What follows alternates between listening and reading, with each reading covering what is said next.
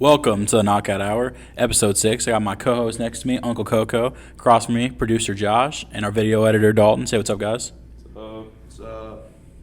It's time! What's up, everyone? So today we're going to be previewing UFC 275, which is happening this Saturday, June 11th. The Fight Pass prelim start at 6:30 p.m. and location is in Singapore. Derek, what do you think about this card starting off? I'm super excited. I'm going to go ahead and start off with the main event. We got Glover Teixeira and Yuri Prochazka. What do you think about this? I think it's a good matchup. I honestly got Yuri winning, but Glover's he's really good on the ground. If he gets you on the ground, maybe over, honestly. Yeah, it's definitely going to be a good fight either way. I also have Yuri winning, but like you said, if Glover's able to get the fight to the ground, it might be over. Yuri actually he's the challenger, and he's actually coming in as the favorite, which you don't see very much. He's minus 200, has held that line for a while, so I know a lot of people are really high on him. On a 12-fight win streak, 25 knockouts. I mean, he's looked really impressive in his 2 UFC fights so far. And I think Glover's going to have his hands full, but Glover, he's the ageless talent. The older he's gotten, the better he's looked. It's crazy. No, absolutely. 42 years old coming in. Honestly, do you think this is it, honestly, if he does end up losing? I could see it being his last one if he loses. If he wins, I think he stays and fights Blachowicz. Either way on that one, I think that one would be his last probably. But something really crazy about him, did you know he had visa issues for 6 years and couldn't fight in the UFC? So he missed 6 years of his career and then came back, and at I believe it was 36 or 35, fought John Jones the first time for the world title and lost. And then however long later came back and at 42 won the world championship. That's a pretty amazing story. Yeah, no, absolutely. I was definitely shocked when he did win it against Blachowicz the first time.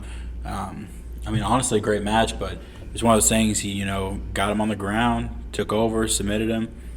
Not only that, he also looked really good on the feet whenever they were going at it. So, that was pretty amazing by him because, Blachowicz has legendary power. The legendary Polish power is what they call him. But, yeah, it was pretty amazing that he was able to do that with someone who was as good of a striker as Jan Blachowicz. But I don't know. Yuri might have him here. Yuri Prochazka, he is no joke on the feet. 25 knockouts. If Glover can't get the fight on the ground, I'd look for him to add one more to that. Yeah, no, absolutely.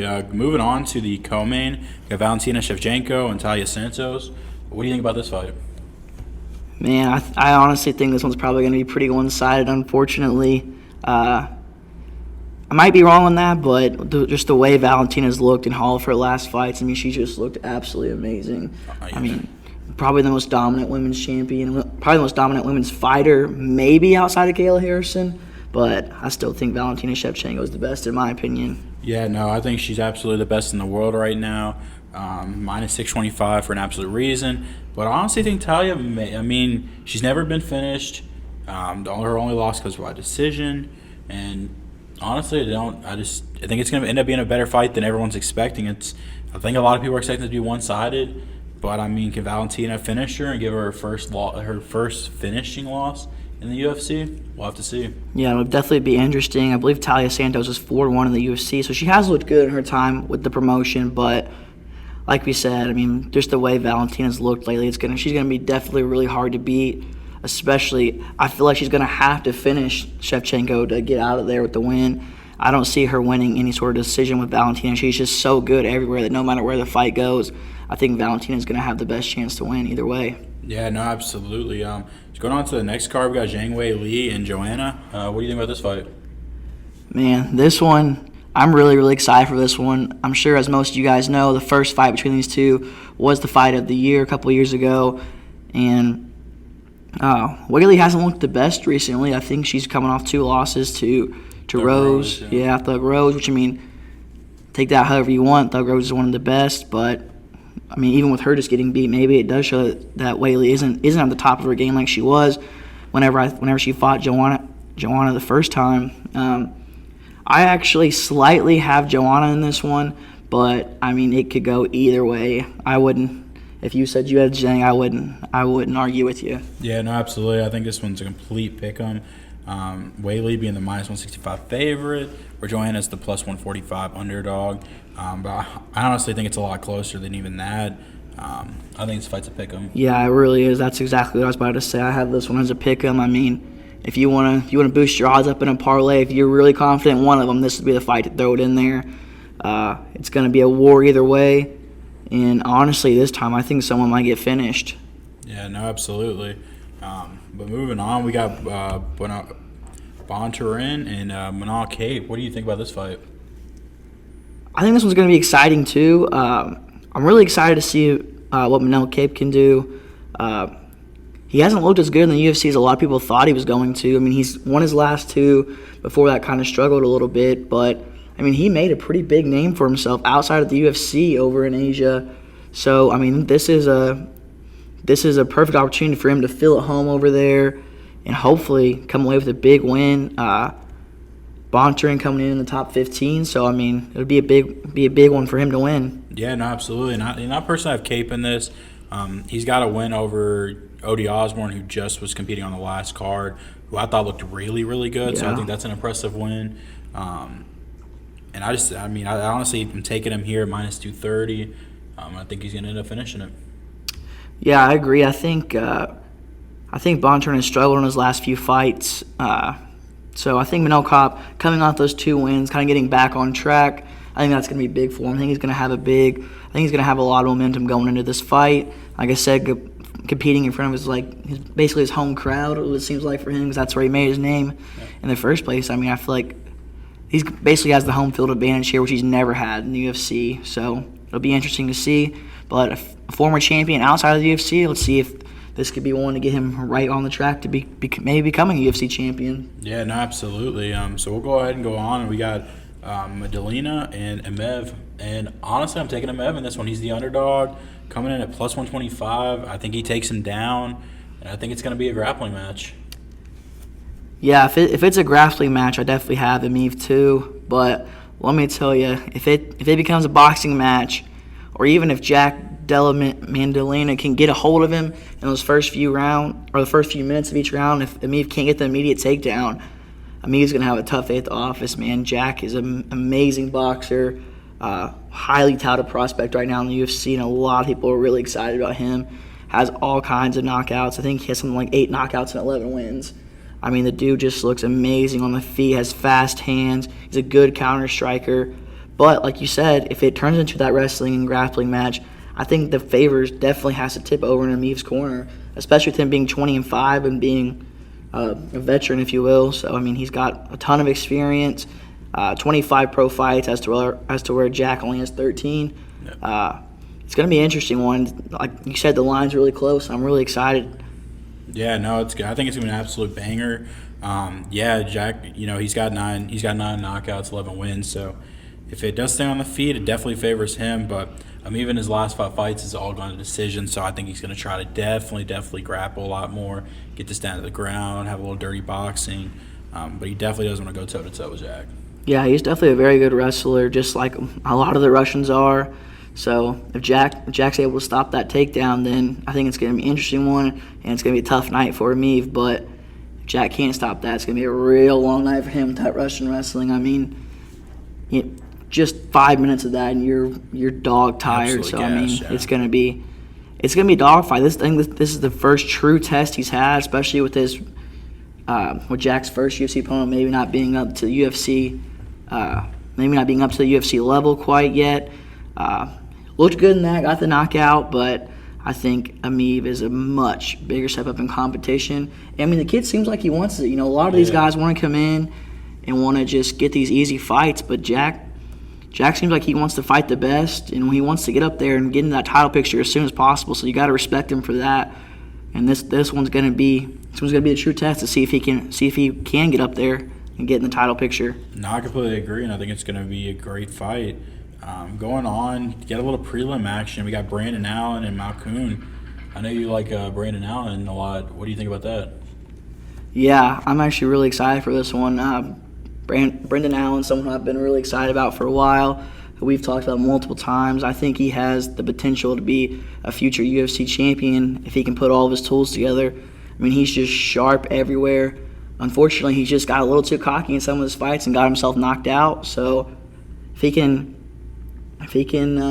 stay away from getting knocked out, I think he's gonna give Malcone a very tough time. So what's your opinion on this one? I'm taking Allen as well. Great prospect.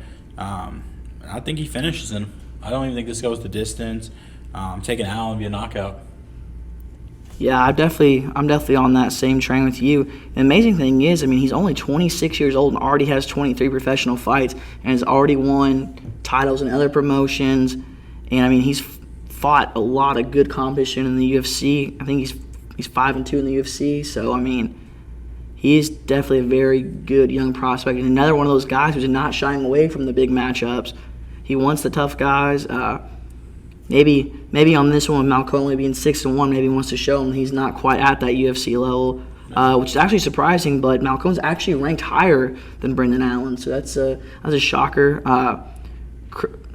Although Brendan Allen is in the light heavyweight rankings, that's where his last fight was against Sam Alvey, and Malcone being the middleweight, but this one being back down at middleweight. I don't know. Maybe that affects Brendan Allen a little bit, having to cut that extra weight, but that's where he's been most of his career, so I think he's going to be fine. Yeah. And like you said, I think this one ends in an Allen knockout. Honestly, it may even go to submission. Brendan Allen does have, he has 10 submissions coming in. So in his last fight, he won by submission just earlier on this year, back in February. He has fought some tough competition. Sean Strickland being one of them was a loss, but even to step in there, being this young, only at 26, that's a pretty big test that early. Yeah, like you said, it could be a submission. It's really tough to tell with Brendan Allen because like I said, he's got all the tools. So he can finish it anyway. I think it's gonna be a really tough night for Malcone, as long as Allen can stay away from getting too cocky and getting knocked out. That's been his Achilles heel so far in his career. So if he can stay away from that, I think he's got a damn good shot at winning. Yeah, no, I definitely agree. So moving on to the next fight that we like here, Andre Fialho and Jake Matthews. What do you think about this one? Man, this one honestly might be the toughest one to call on the card, maybe outside of the Jack Madalena and Amiv. It's gonna be a war. It's gonna be a tough one to call if you're trying to bet on it. But I think Fialho pulls it out barely. He's looked really good in the UFC so far. 2 straight knockouts. His only loss in the UFC so far is to Michel Pereira, who is an absolute monster. Yeah, an absolute monster. Really good. And Fialho, even in the third round of that fight, kind of took over. It was almost like Michel Pereira was just kind of trying to survive. So if Fialho can weather the early storm from Jake Matthews and get it into a dogfight, I think the more of a dogfight this gets, and I think it favors Fialho and that big power he has in his hands. Yeah, no, absolutely. Knocking out Van Camp in his last fight early in the first. Definitely a big loss. Rip to the Indiana guy. No, absolutely. But yeah, man, I cannot wait to watch this fight. It's gonna be an absolute banger. I think this is gonna be one of my favorite fights on the entire card, and is actually the start of the prelims here. So yeah, it definitely has a really good shot. To be fight of the night right away. So make sure you tune in early for this card if you want to see a banger right off the bat. It's gonna be an absolute war. I'm super excited for this one. But one thing I do want to hit on, that's it for the fights for now. One thing I do want to hit on is this is the first time the UFC's been in Asia in quite a long time, if maybe ever. So, I think this is really big for the UFC and really big for the sport, honestly, to expand over to Asia. Yeah, no, absolutely. It just brings that market coming in. I know they're doing it's like a UFC. They got a fight show coming up that's gonna be taking place in Asia, I believe, around the Singapore area, where they're doing a competition to see, up and coming talent coming in. I believe it's coming up. I think it might even be tonight at 2 a.m. I believe, or tomorrow night. It's Thursday night at 2 a.m. I believe. Actually, it's Wednesday night, Thursday morning. So okay. Thursday, but Wednesday night technically, I guess. It's called Road to the UFC, and like you mentioned, that's basically kind of like a contender series type thing. So it's going to be really interesting to see. Maybe some good talent comes out of there. And not only that, this pocket of the world is kind of really doesn't have much talent in the UFC, even though surprisingly there's probably the most talented fighters over there. Yeah. So I I think this is big for the UFC to maybe get some of these really great athletes that like promotions like One Fighting Championship are getting, or Risen, or anything like that. I think it's a really great opportunity for the UFC to expand to that market, not only, but also get these amazing fighters that are over there that we're just now kind of hearing about. Yeah, no, absolutely. And so, like, with that being said, with that being so late, we'll probably watch that sometime Thursday during the day. I'm excited, man. There's a lot of good content coming up. The Contender Series are really good up and coming. You can see a lot of good up and coming fighters coming up. The Ultimate Fighter.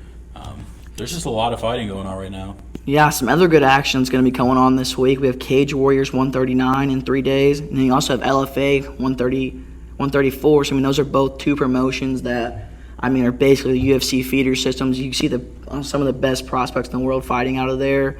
So, Brendan Allen, that's one of them that's fought there.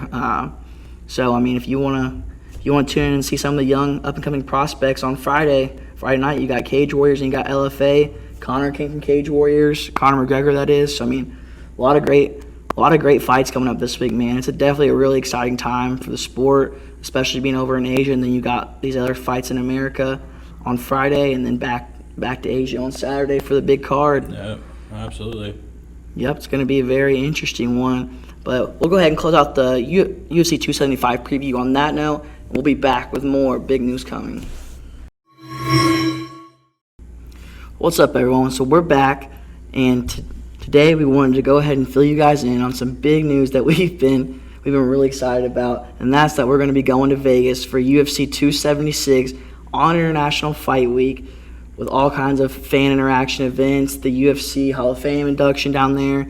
We're going to be vlogging it all. Hopefully we can run into a few UFC fighters, or maybe even get some of them on at the UFC X, the fan meet and greets. So, you have anything you want to say about it? Yeah, absolutely. I'm really looking forward to it. We'll be down there. It's going to be the 27th to the 4th, coming back on July 4th. We'll be down there, for all those events for the UFC Hall of Fame. You see DC and Khabib going in, the fan event, get to meet a couple people just in mind off the top of my head. I know Kevin Holland's going to be there. Really looking forward to that. And then Ty Bam Bam Tuivasa. Really excited for that. Anybody specific you're really excited to meet? I'm also really excited to meet Tuivasa, but yeah, maybe we'll get to do some shoeies with them. But for me, the one I'm most excited about gotta be Calvin Kattar fighting June 16th. But yeah, I'm really excited to meet him. Hard-nosed guy. Yeah, really like him. Yeah, he's okay, I guess. I don't hate the guy, but definitely not one of my favorites in the UFC, just because. That whole with the Max Holloway fight, talking about how he was the best boxer in the world and then got his ass tore up. Thought that was a little unnecessary of him. Yeah, he might have got his ass whooped in that, but he definitely took the beating like a man, unlike what you would take. So, Max Holloway, the best fucking boxer in the UFC. No, we're gonna see that. We're gonna see 276 whenever Volk finishes his ass. We will see on that one. No, in all seriousness, I'm actually rooting for Max Holloway in that one too. Unfortunately, I would love to go against Derek on that, but I gotta root for Holloway. I've liked him for a long time. Him, Poirier, Calvin Kattar now been my favorites for a long time. Dominic Cruz, very unpopular opinion, but I like him. One of my favorites. Actually, big fight news for him. Kind of getting off topic here, but fighting Chito Vera. Unfortunately, I think my man's gonna get tore up. I think so too. I think Chito Vera is absolutely great prospect coming up, and yeah, I think he takes Dominic Cruz to town. Probably, but just some fights on this UFC 276 card that we're excited about. I know Derek's super excited about seeing Adesanya. That's one of his favorites versus Jared Cannonier. I think Adesanya takes that one. Volkanovski versus Holloway. Not sure what happens to that one, but really super excited for that one. It's gonna be an absolute banger. Misha Tate, former UFC women's champion. Warren Murphy, title challenger. Sean Strickland, who everyone's got an opinion on. Then Alex Pereira, who actually knocked out Israel Adesanya, if you didn't know that. They're fighting on the main card. That's going to be an absolute stand-up battle, so everyone needs to tune in for that. And probably the fight that I'm most excited for, it's got to be Sean O'Malley and Pedro Munoz. That's going to be an absolute banger. Really hoping for an O'Malley knockout, but big step up in competition for him, so we're going to see how it goes. You got any opinion on that one? Yeah, I'm taking Sean O'Malley to the house on that. Absolutely love Sugar Sean. Man, I'm even excited for the prelims, though. You got Brad Tavares and Duplessis. I think that's going to be an absolute banger. I caught another one, Uriah Hall, Andre Munoz. I think that's an absolute banger. I really do like Uriah Hall. Jessica Macy Barber, another banger. Dude, this card is really, really good. You got Jim Miller, Bobby Green. Jim Miller, absolute legend. Been around a very long time. I think that's going to be a really good fight. From what this is saying, Ian Gary on the card. We'll have to definitely double check that, but Yeah, that one's an interesting one. I haven't seen any news about that one pop up, but on Tapology, which is what we're using right now, it has Ian Gary's fighting Gabe Green, which, I think he might get upset in that one, maybe. I don't know. He didn't look too spectacular against Darion Weeks, so, we'll see. Gabe Green looked pretty good. I know he was fighting an undefeated fighter in his last one. Guy looked good for a little bit, then gassed out, and Gabe Green just finished him. But one that I'm really excited about that Derek did mention is Brad Riddle and Jalen Turner. I think that one's going to be a stand-up war. Those guys are both tough as hell, and I think that one's going to be a really fun one. You got Robbie Lawler fighting. Brian Barbania. That's going to be a stand-up battle. This fight, like Derek said, this card is just stacked top to bottom. Has to be the best card of the year, in my opinion, by far. I'm really excited. We're going to get to be there to watch it. yeah, no, absolutely. International Fight Week. I feel like this card usually is about one of the best cards in the year. But yeah, I'm excited. Yeah, the environment down there is just going to be absolutely wild, I feel like. With it being International Fight Week, I know the WWE's having a small pay-per-view on their Money in the Bank, I believe. Everyone's just going to be down there excited for the Saturday, the 2nd. It's just going to be a great time. Really looking forward to it. If you guys have anyone that you want us to meet on the UFC X that you want us to try to get in like a video or a picture with or something to send to you, or to shout out to you, let us know. There's some pretty big guys there. Charles Oliveira, Michael Chandler, Justin Gaethje. All those are in the same division, unfortunately, so you probably only like one of them. There's some big names. Chuck Liddell. Yeah, Chuck Liddell will be there. A lot of the announcers, John Anik, Paul Felder, Megan O'Leary. There's just honestly too many to mention. There's going to be a lot of people there. I, for one, personally sad that Poirier's not going to be there. I know you're not a big Poirier guy, but I ride with the Americans, unfortunately. Doesn't always work out, but, just really excited for this weekend. Excited to go down there with the boys. It's going to be a good time for sure. Yeah, absolutely. Only got about 3 weeks out here, and I'm absolutely excited. Cannot wait. Yep, but that's going to close it for this one. Next time we see you guys, we're going to be talking about June 18th or June 16th, I believe. Whichever one it is, it's the fight night where Calvin Cater's fighting. So I'll definitely be talking about that one for sure. That's my boy. Really excited to see him. But you got anything you want to say? No, I think that about does it. All right, we'll see you guys next time. Be sure to like, subscribe, and comment, and we'll see you later. Bye.